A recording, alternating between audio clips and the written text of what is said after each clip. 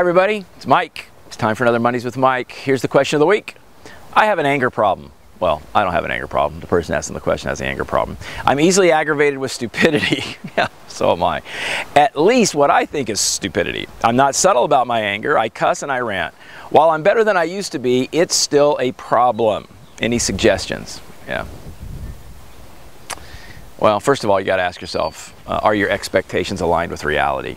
You know, anger generally comes from the place of expecting something and that expectation not being met over time, and so your frustration tolerance starts to erode. What we know is that successful people are able to manage their emotions and frustration tolerance in an effective way. Now, the cussing and the ranting is the thing I'm concerned about. I'm not concerned about the anger. I think it's appropriate for anyone to feel anger, and I think it's appropriate for people to express it. I don't think it's appropriate for people to act it out. So if you're cussing and ranting at people, there's no constructive outcome. That's really just for you. So here's the way you do it. You make sure that the expectations are as clear as you possibly can. Now I know what you're saying, oh they are, but I'll bet they're not as clear as you think they are. Number two, you make sure that those expectations have a specific deadline.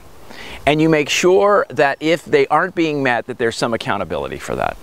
And if it still continues to happen, then you have to make a decision about the person in that job. Sometimes people leave people in jobs, leave people in roles, leave people in spaces because they think that they don't have any other choice or because they don't want to rock the boat. But your ranting and anger is going to create a lot more problems.